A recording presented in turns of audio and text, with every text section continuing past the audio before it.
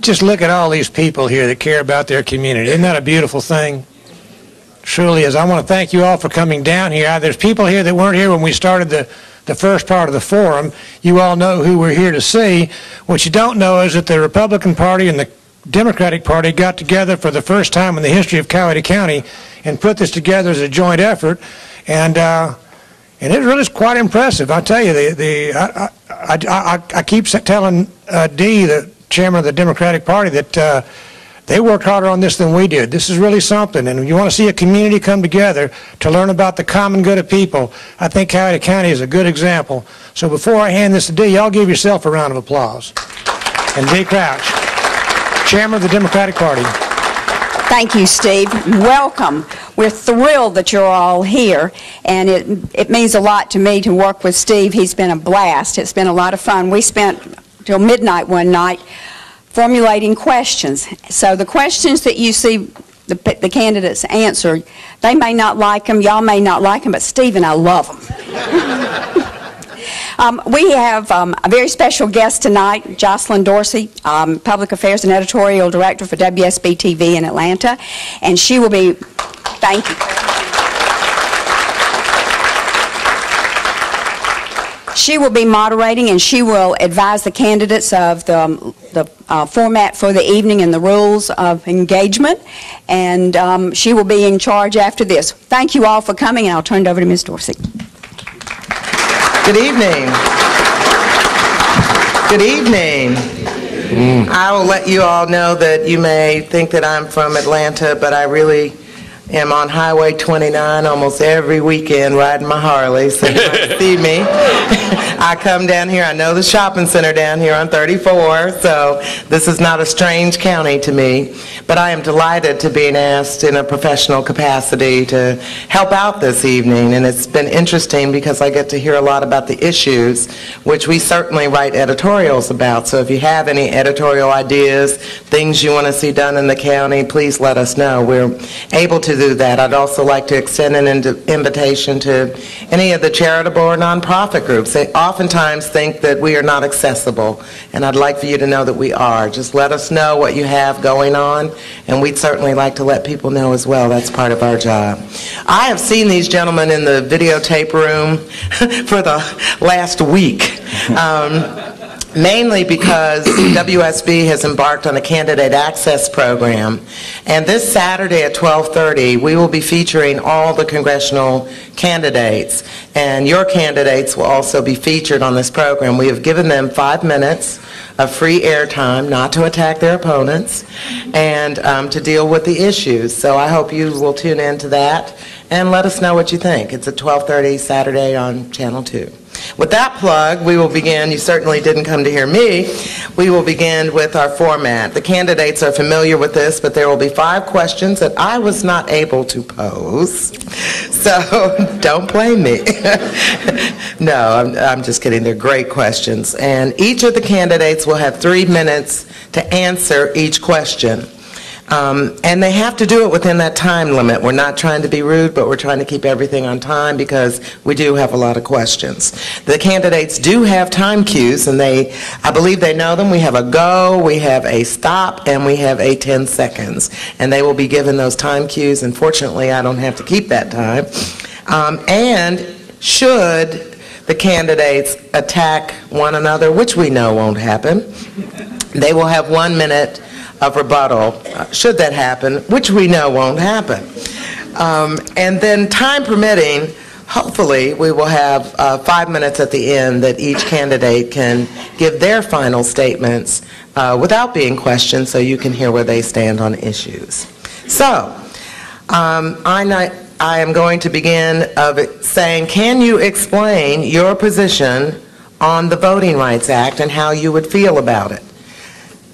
Congressman Westmoreland. Well, thank you, Jocelyn. And first of all, let me thank Dee and Steve and Mark for letting us happen over here at the CEC and putting it together. The Voting Rights Act, a lot of people don't realize the Voting Rights Act is permanent. There's only 3 sections of the Voting Rights Act that has to be renewed. That's Section 203, which is the bilingual ballot section. Section 4, which is the parameters that was laid down in 1968 to see how each state and political subdivision would fall under the Voting Rights Act. And then there's Section 5, which is the pre-clearance section. I had an amendment to the Voting Rights Act to update Section 5, which is the pre-clearance. Actually, it was updating the Section 4 part of it, which is the criteria. The last time the Voting Rights Act was looked at was in 1964, 1968, and 1972 as far as the criteria, and it was based on the presidential election turnout. I had an amendment along with Congressman Norwood that would have updated that to the 96, 2000, and 2004. In other words, it did an overlay of today. It didn't go back to the history that has been in the South or has been in this country, but it looked at every part of the country, even the part where we had to hang in chads in Florida, where the ballots were so confusing.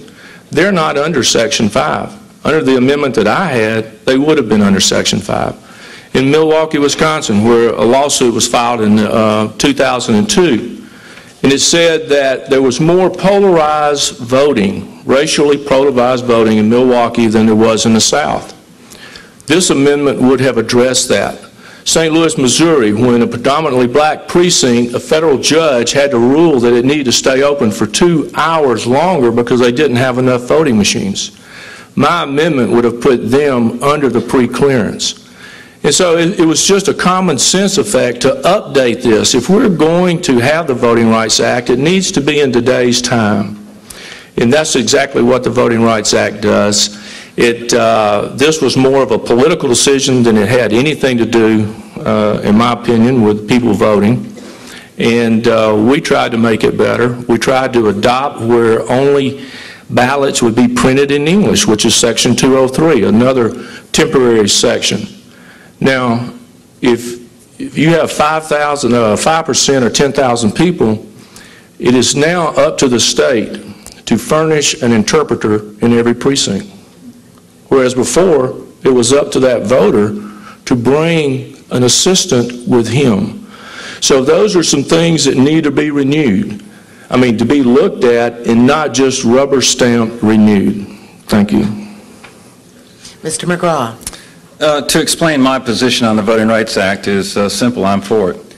But it does kind of trouble me. I to this day can't figure out why, until I just heard that it's a political reason, why we are even discussing this in 2006.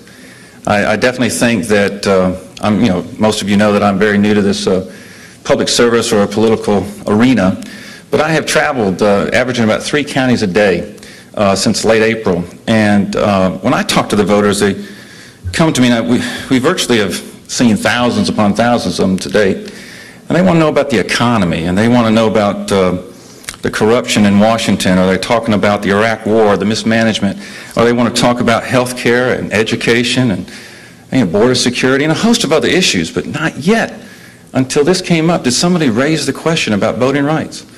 It's simple. You protect everybody's right to vote. It's a no-brainer. It is common sense. And we shouldn't even be having this discussion. When I saw this question, it was puzzlement to me. Why? And if it's a political decision, I think it's a bad one. I think we as a district, as a state, need to move forward, not backwards. I've had civic leaders and business leaders come to me saying it cast a bad reputation on our state, hurting tourism and industry being recruited to our area. And I just don't understand why it's such an important issue in a do-nothing Congress that hasn't done anything, and all of a sudden all this energy and time is being put into a voting rights bill. And frankly, it doesn't make sense to me. It is an important issue. It's highly important. We need to protect that right. But there are other issues today as well that need to be addressed and move forward on. And I'd like to see us do that. Jocelyn, could I have 1 minute rebuttal? The Voting Rights Act's been called the cornerstone of the civil rights movement, so it does have a lot. It does have an importance, and it's renewed. It's renewed. It's a renewable.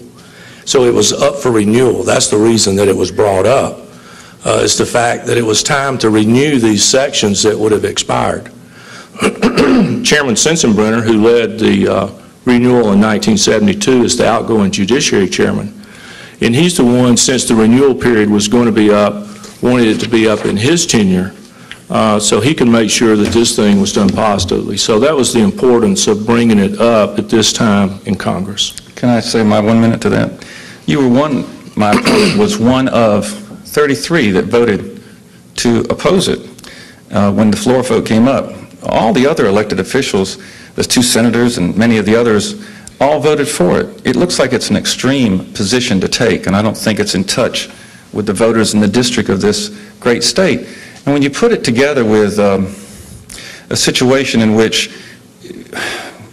it doesn't, if you don't know, there's a clause within the Voting Rights Act that if you go 10 years without a violation, a lot of what my opponent is talking about automatically is lifted. And today he is continuing this fight, even though it's been signed.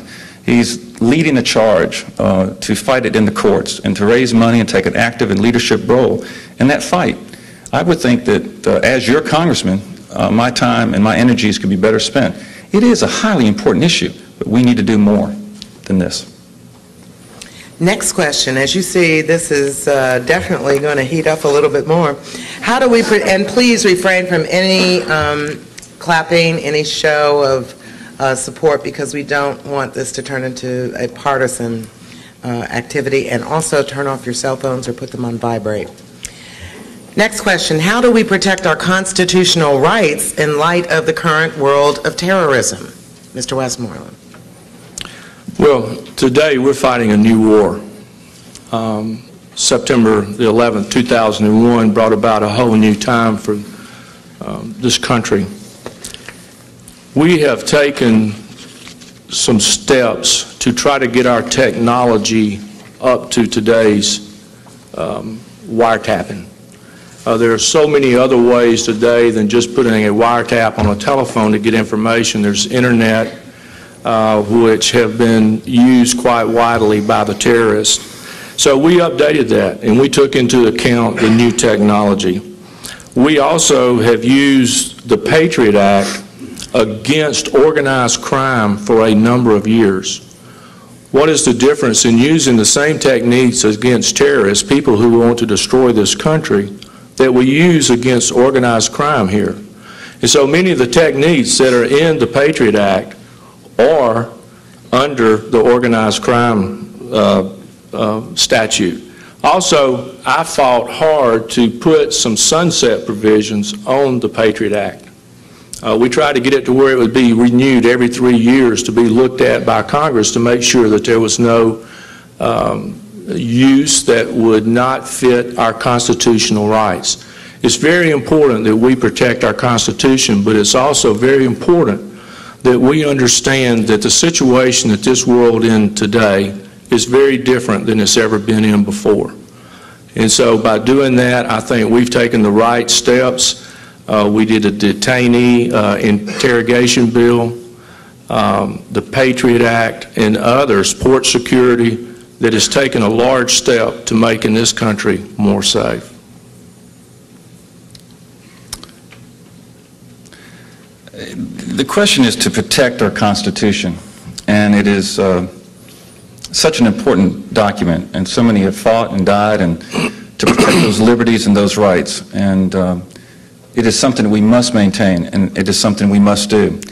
And this war on terrorism is obviously something that's of great concern, but I am running as a Sam Nunn type Democrat, someone who is extremely strong on defense, and there'll be nobody that'll work harder or protect our country any better or greater than I can, or I will.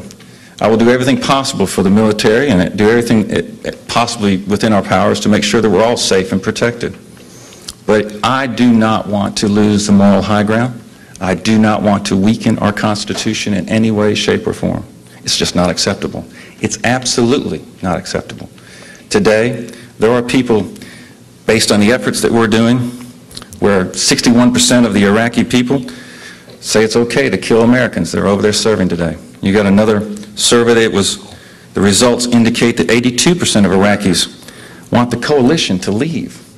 We have terrorist cells that came out of the National Intelligence Agency that we heard indicate that terrorists are being created at a faster rate, and we have more of them today than we had before we started this the Iraq War. We have a 9/11 bipartisan commission 5 years ago, a commission that recommended things to help make our country safe and be protected.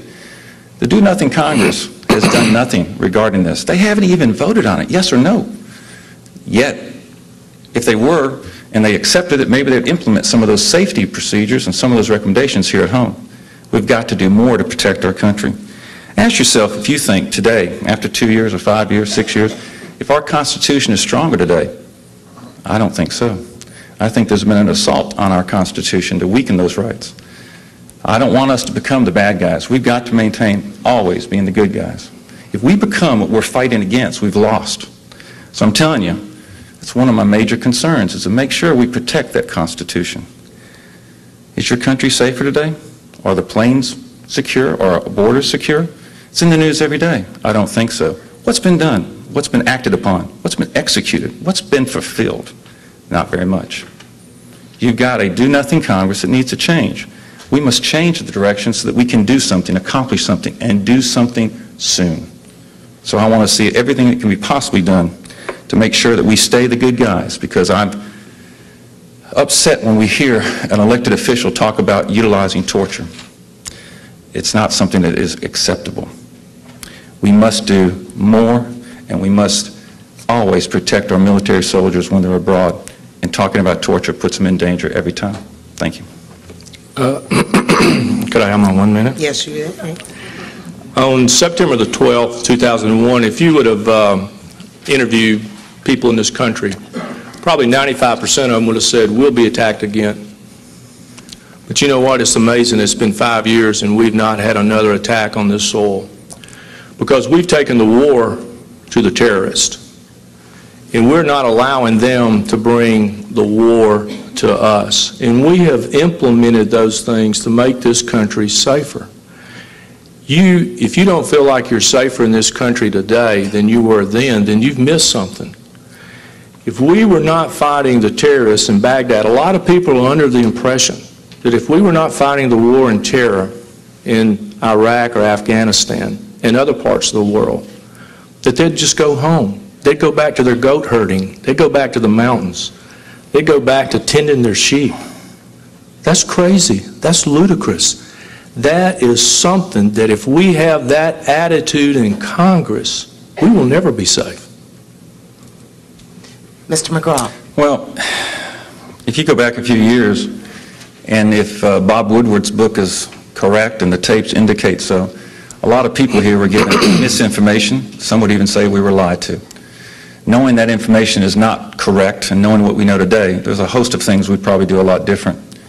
All of us should be ashamed to think that our elected officials can allow this to happen and not provide the checks and balances needed in Washington to ask the tough questions, to ask the things that need to be asked, to make sure that we don't make these mistakes or allow somebody to mislead us. I hope we are safe today, but I don't fall into the theory of them over there coming over here. We just got to do whatever it takes to make sure we're being protected. And I think that, you know, when you talk about torture in any means, any method of torture, and then you say it's a joke, it takes us out of the moral high ground. It makes us become less than we want to be. It cannot be allowed. We must understand the importance of that statement or that position. It's not just weakening the Geneva Convention. It's where you put diplomats and citizens and all the military in danger. We can't do that. Mr. McGraw, I'm going to turn to you now and say, what significance does immigration and its current laws have on America today? What significance does immigration and its current laws have on America today? I tell you, we have current laws on the books today that allow immigration, and I'm all for it. But what I think maybe they're addressing here is the fact that it's illegal immigration that I'm against. And I'm totally against it. I think that if we look at the statistics over the last 8 years, Bill Clinton had 5,587 employers fined in an 8-year period for hiring illegal workers. In a 4-year period, George Bush had 218 employers fined. That happened in the first 4 years. In the last 2, just 3 employers fined. This administration, this Congress has turned its back, and I mean turned its back, and allowed anybody and everybody to come into this country. I am for securing the borders and securing them as fast as possible, using the American spirit, the American determination, and willpower to make it happen. Not 2 years, 5 years from now. Not to say we're going to build a wall and not fund it. Not to say we're going to build a wall and pass laws 3 times to build it, but yet to fund it. The funding they put aside here just a few weeks ago is in the Homeland Defense Fund, and it won't necessarily have to be earmarked to build that fence. It's a political ploy, just like many other things, to get you distracted. It's not necessary. If we really feel that this country needs to be secured, the borders and immigration, those illegal, is not just something that's tied to this border deal. It's our national security. It's our economic security. We need to do more and act more quickly. We're America. If we want to do it, it could be done and should have been done. Why are we talking about right now when these laws have been in place?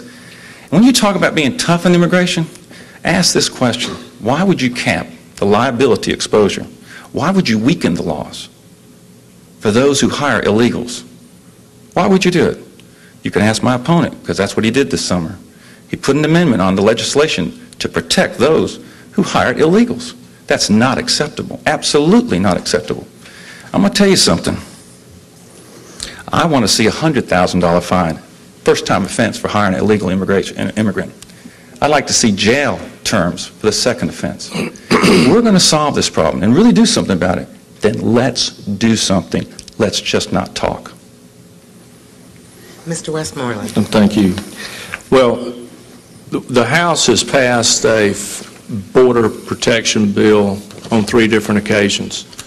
The Senate sent back an immigration bill that would have allowed illegal immigrants in this country to collect Social Security for the time that they had been here paying into Social Security. 3 of 5 years' taxes would have had to have been paid. And the House has been standing firm until we seal our borders, until a country's borders are secure, that country will not be secure. And so we have fought hard to make sure that the first thing we do is seal the border.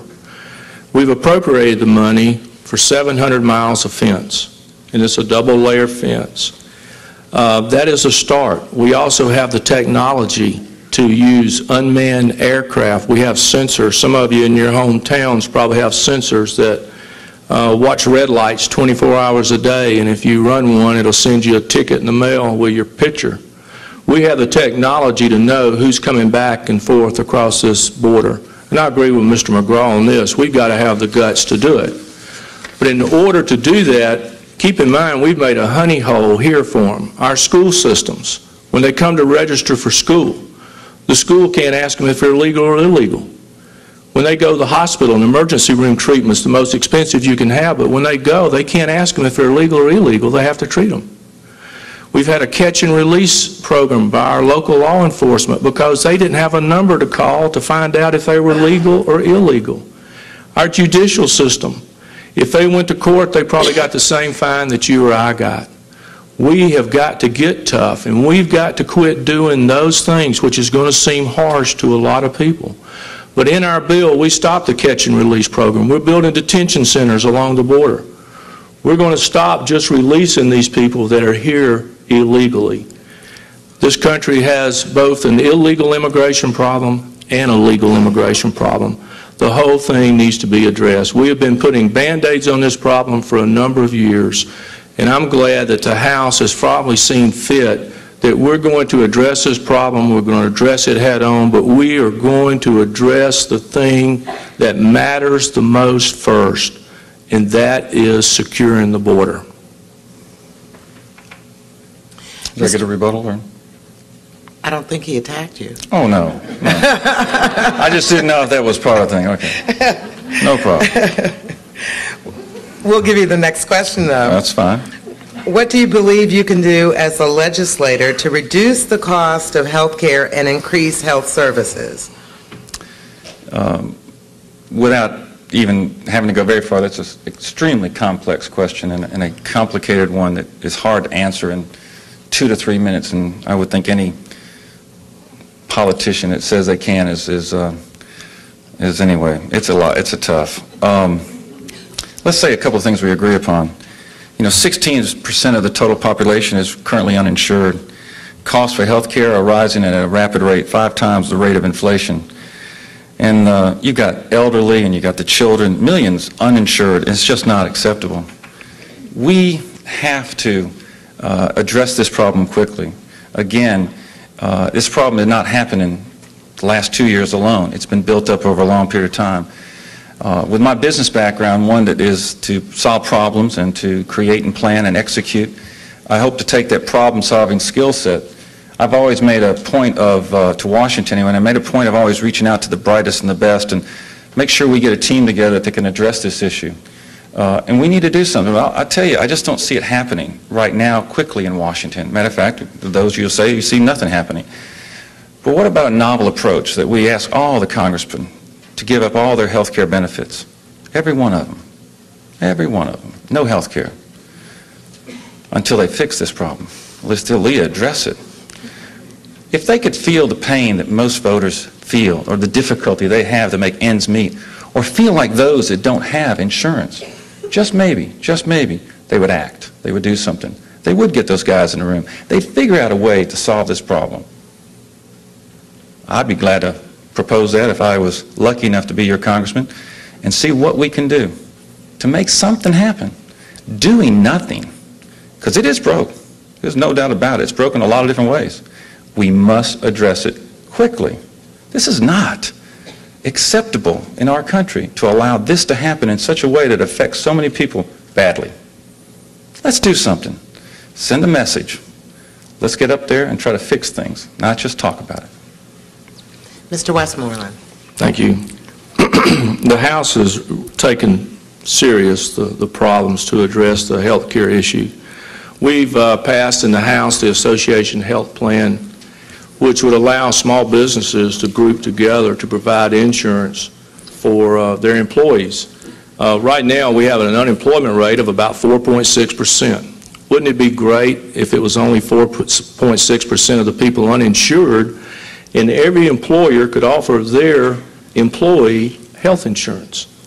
Now, that's what we need to be working towards, and Mr. McGraw said 16% uninsured. I believe the number is higher than that. It's uninsured. So we need to do everything that we can to make the small employer, or any employer, but especially the small employer, which employs about 80% of the people in this country, able to give those employees health care. The medical liability, which frees up doctors to actually practice medicine rather than worrying about lawsuits. I talk to doctors every day that come to the Capitol, and they tell me, you know, Lynn, there are certain procedures that we have to go through to make sure that we get reimbursed properly by the insurance company. We are doing tests that aren't even required, but because of the reimbursement policy, we have to do those tests. First thing we need to do is to get the insurance company out of the medical business. They are not doctors. They are insurance agents. We need to let our doctors be doctors. Do the procedures on us that they feel necessary. All of us trust the doctors that we go to, and we need to let our trust in them rather than the trust in the insurance company, because I think you feel a lot more comfortable trusting your doctor than you do your insurance company. We've also did some liability reform in people that develop vaccines. You know, a large number, if not all, of the people in America that were developing vaccines quit doing it because of the risk of lawsuit. Hopefully we'll get more of those people back in this country with the technology and the great scientific minds that we have here doing that vaccine development.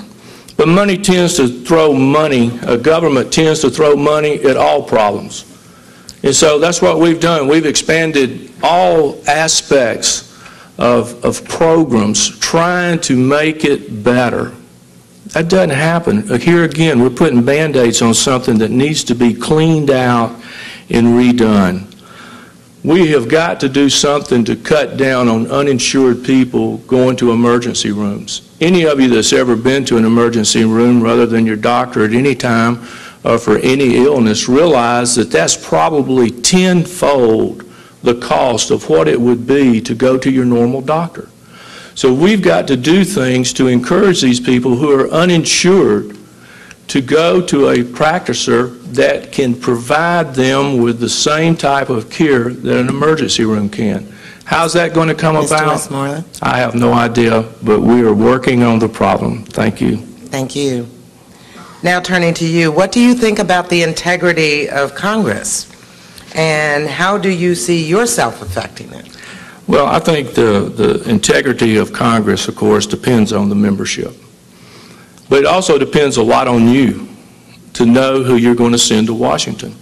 You know, right now there's a lot of people that vote for folks because they really don't know who they're sending to Washington. So I'm sure that all of you are going to make an educated decision about who you send up there.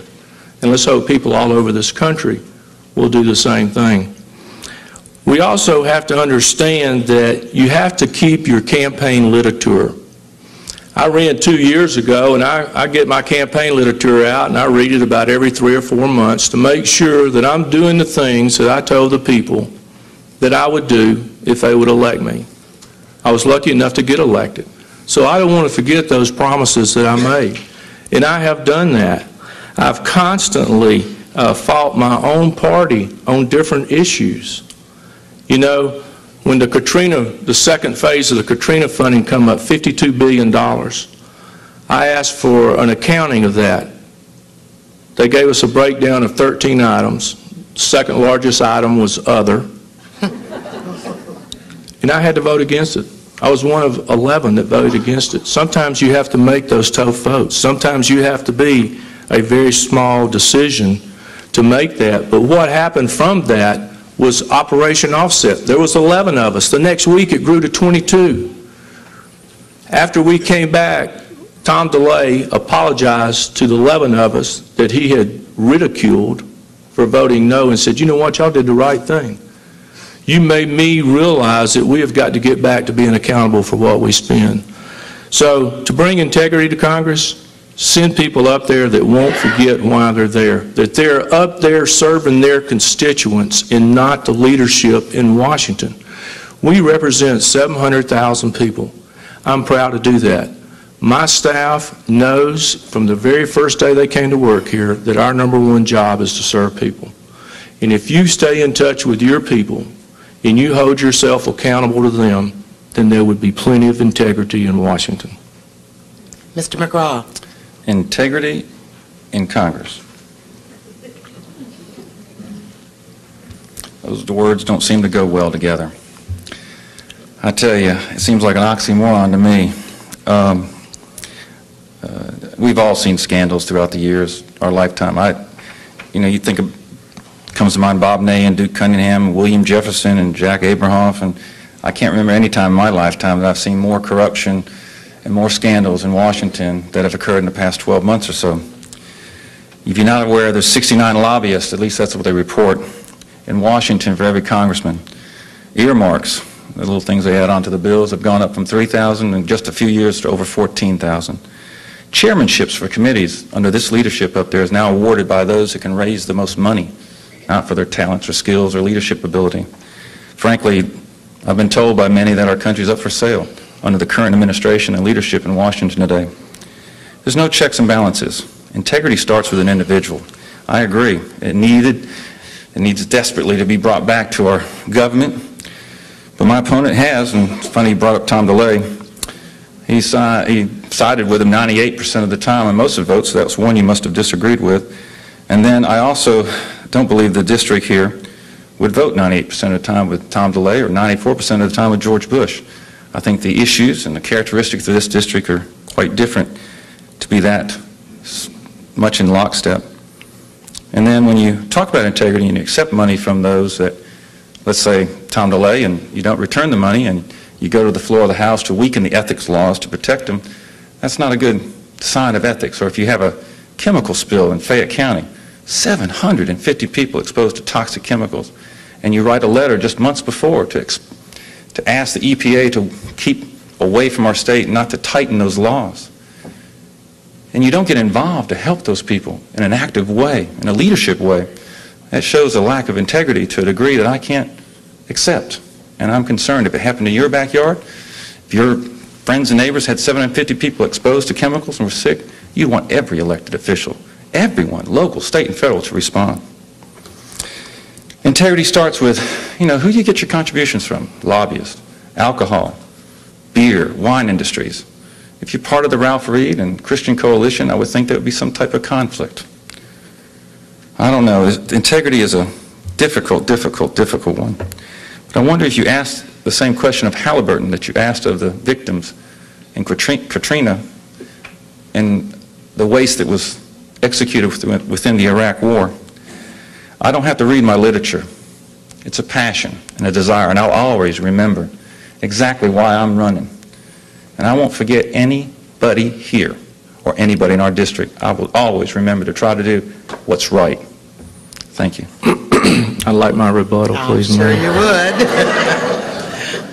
First of all, Mr. McGraw, you read too much of the Fayette Citizen. But let me say that I am a co-author of the earmark reform, because I think if you're going to have earmark reform, that you need to be proud enough to put your name beside it.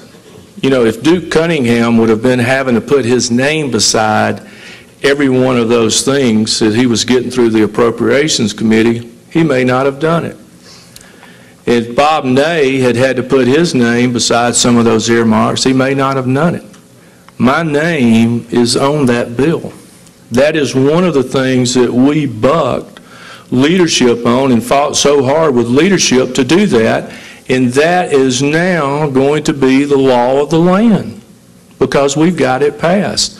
Now, as far as me voting with Tom DeLay, 98%, let me explain something to you. When we vote, you go over to the floor and vote. I try to be the first person on the floor to vote because I want to vote and I want people to see how I vote. Now, I can't help it if Tom DeLay voted with me 98% of the time. It's your time. That's not my problem. That's Tom DeLay's problem. Thank you, Mr. Westmoreland. Mr. McGraw. It's a problem, all right. You can't help but watch the news the last week or so and see all the things that have been happening with the Foley scandal. And most people email and say, oh, it's great. It's nothing great about it. It's absolutely breaks my heart and saddens. Nobody should gain, no party, politically, at all, from what's occurring up there in Washington.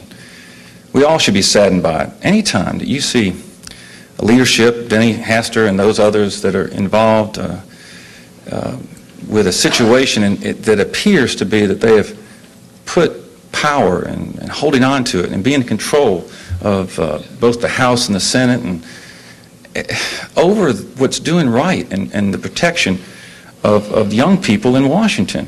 These are the same people that want to protect us on the war on terror. And frankly, they cannot protect us or protect the children and the young people that are in Washington today. It concerns me gravely when people put power and holding on to it over what's doing right.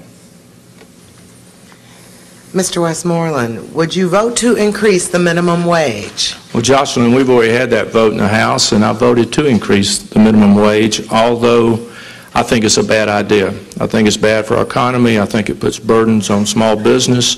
The minimum wage in the Northeast is a lot higher than what it is here in the South.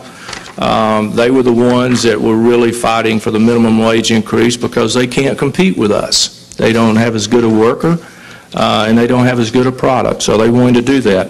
I voted for the minimum wage because it was tied to the permanent repeal of the death tax. Now, when men and women get up early every morning and go to work, people that own their own business, they get up early, they go to work, they're providing something for their children, their grandchildren, they put infrastructure in the community, they put dollars in the economy.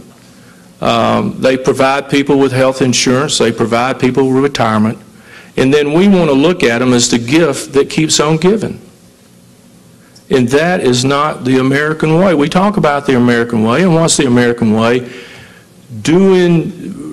Penalizing somebody for dying is not the American way. That's not what we do. And so to me, after a meeting with small businesses, and like I said, small businesses are 80% of the people that provide jobs in this country, they said that was the #1 issue for them. The #1 issue was repealing the death tax. I voted for that. The Senate did not pass it. It will not come back in that same form again. But here again, repealing the death tax is something that I have voted for, I know 3 times, if not 4 times in the House. And so, yes, I did vote for the minimum wage. While I do think it is a bad idea for our real economy, $5.15, I don't know. There may be some people here that work in restaurants that make $5.15. The other part of that bill extended, it was a tax extender, that it extended some of the tax credits for small employers. It also allowed, if you worked in a restaurant and you were making a minimum wage, that the employer would be able to take your tips and average it into that minimum wage and then include that as the minimum wage. So I don't know if it was really a minimum wage or not, but that's what we did. I voted for it, and I'm proud of my vote on the repeal of the death tax for small business people and people all over the world. Mr. McGraw. I've always thought there were 2 kind of defining qualities that help set our nation apart from many third world countries, and one always started with the middle class, and in my campaign I've been talking about the forgotten middle class not having a voice in Washington today. Today I see it under stress and under attack from a host of reasons, from not enough talk about the U.S. economy and too much talk about the global economy, and I see the illegal immigration coming in. But if we don't have a strong, vibrant middle class, one that has that reason to get up every morning and work and to make it better for their children so they'll have a better future than they had. There have been 2 surveys recently done and conducted, and those surveys indicated that parents today were asked if they thought their kids would have it better off than they did. And the majority came back and said no, they thought it would be hard on their children. That's a devastating idea to think that that is what the majority of these that were surveyed think about. The second quality is a great, strong, free public education. Then anybody from any direction, from any place can come and learn and achieve and to do. And I see the lack of emphasis being placed on that. You combine the 2, and you've got a body, a group, that embodies the spirit that we all need to have to succeed and make us different, differentiate us from other countries, and make sure that we're great and strong. Raising the minimum wage is a no-brainer and a common sense, an easy thing to do. It hasn't been raised in over 10 years, I believe. Simply do it. It's just one tiny detail to capture back and focus on what's important, put in a voice in Washington that listens to the need of the American worker, that listens to the need of the forgotten middle class that's not being heard today. It's big corporations with excess profits.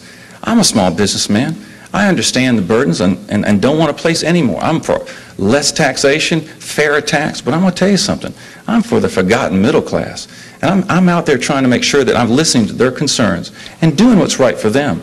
The minimum wage is a simple thing. And it's a one step and many steps that need to be taken to reverse course, to change direction, to come back and focus on this country.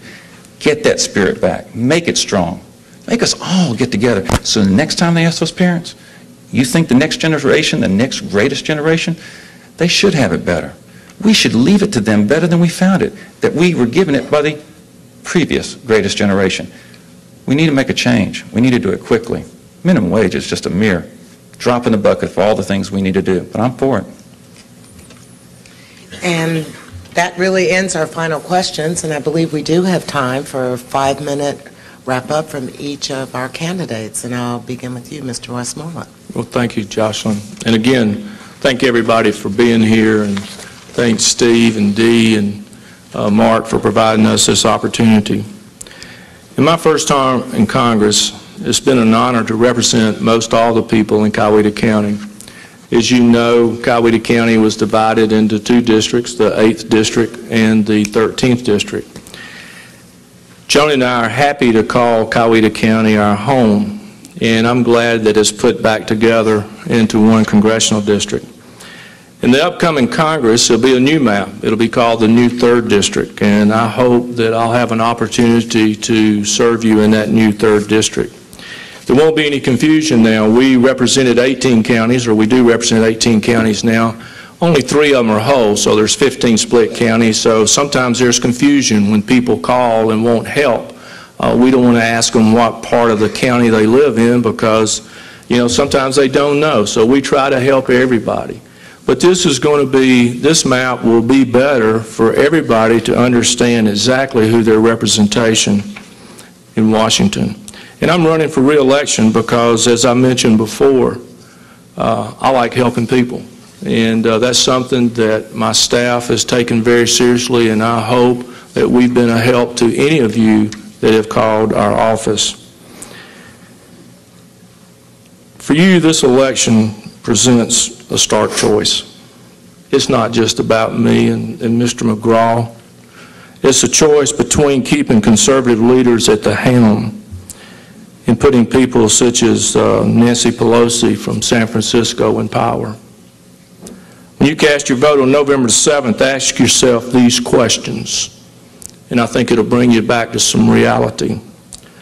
Do I want strict enforcement of our nation's immigration laws and a tighter border, or do I want amnesty for those who jumped to the front of the line and entered our nation illegally? Do I want to keep taxes at their lowest rates in our nation's history, and the deficit is falling every day? And do I want the federal budget to swallow up even greater share of the family budget? Because believe me, that is the thought that the other party has, is to take your money to spend on their programs. Do I want our nation to take the fight to the terrorists, or do I want our nation to accept the Democrats' vision of defeat and retreat? Do I want to vote for the team that sought to create American jobs and decrease our dependence on foreign oil by expanding domestic energy production? Or do I want to vote for the team that fought new refineries, fought new exploration of domestic energy sources, and fought opening new oil fields in Alaska that could supply Georgia energy needs for the next 50 years? In Georgia's 3rd Congressional District, the people's answer to those questions will be clear. We want conservative solutions for our nation's challenges. For 12 years in the State House and for 2 years in the U.S. House, I've served as a strong and steady voice for conservative solutions. I stick with my party when it promotes a conservative agenda, but I have not and I will not go along to get along when my fellow Republicans stray off that conservative path. When my party offered the Deficit Reduction Act to cut $40 billion in spending, I was with them.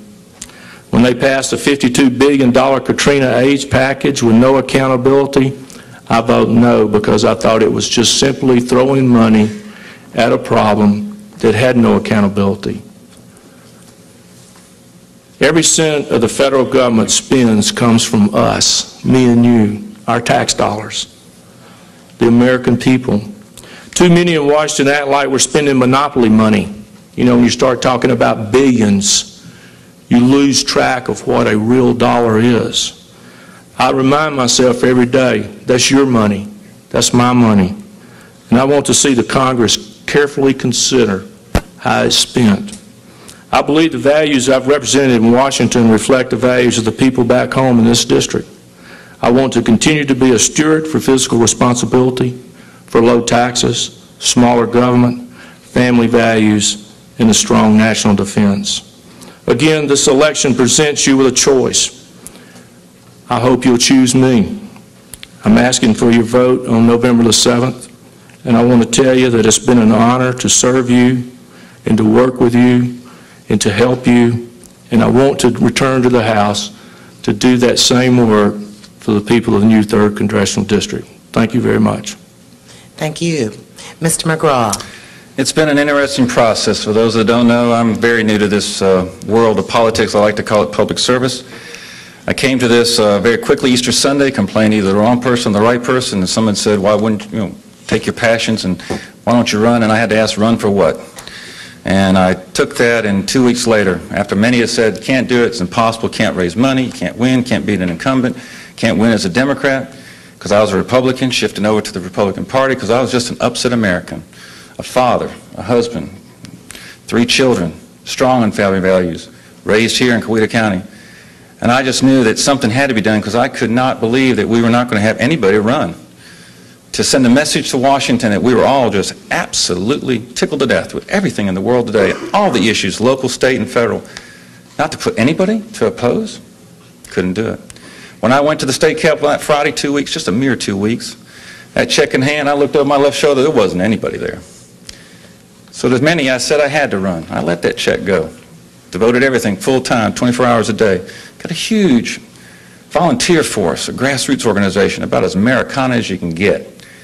They said I couldn't win because I didn't have any money.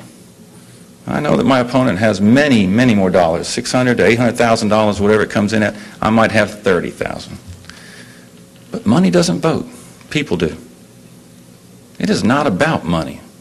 It's about trying. It's about taking the American spirit and doing what you think is right. And I thought at the time, in April, it was pretty bad. I'd had enough. I'd had enough of a lot of things. But it's only gotten worse this summer. And a host of other things have come up. So I hope you've had enough as well. I hope the voters of this district have had enough. Not purely of just in the district and the issues, but what's going on in the future, 20, 30 years down the road. I'm not worried about getting reelected in 2 years. I want to solve problems for future generations down the road. And I want to do it, hopefully, as your congressman, and work as hard as I possibly can. And this is a true grassroots story. I've been endorsed by the National Education Association, the Georgia Association of Educators. I'm supported by Congressman John Lewis. I just got a letter in the mail yesterday and a support from Senator Sam Nunn, the person I'm trying to emulate. See, a lady told me I was bilingual. I speak both Democrat and Republican. Well, it speaks to the problem today about being polarized. It's either you are either with me or you're against me. I'm running on red, white, and blue issues, and I mean it. Not red states and blue states. Not the far left or the far right. I don't want to take an extreme position. I want to do what's right and wrong. I hope to go to Washington and have the opportunity to do that for you, to listen to you. I've written a book on customer service. I'm going to tell you something. It's deep-seated, and it's a belief, and it's a culture we hold. I will offer that same knowledge and commitment to constituent services, hopefully in a way that's never been seen before.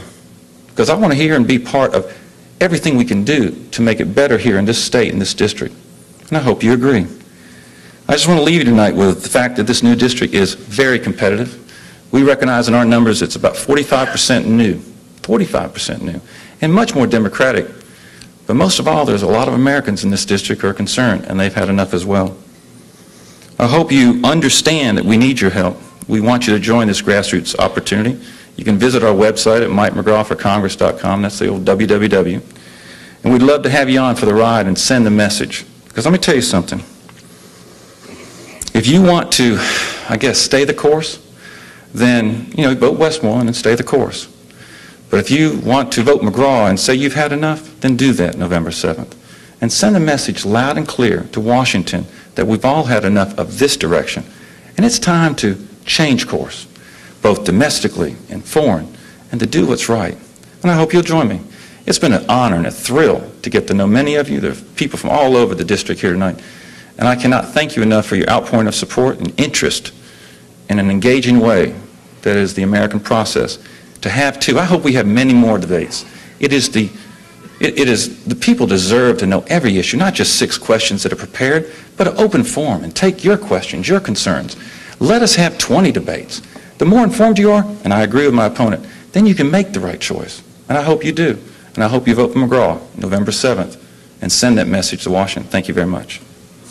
Thank you, gentlemen, and that concludes our program. I'm curious, though, because I was looking at the new district. How many people here are from Coweta County? Okay, well, let me tell you how important it's going to be for you to get out and vote. Because your new 3rd Congressional District, and I'll just kind of read quickly the counties that you are working with or could be working against.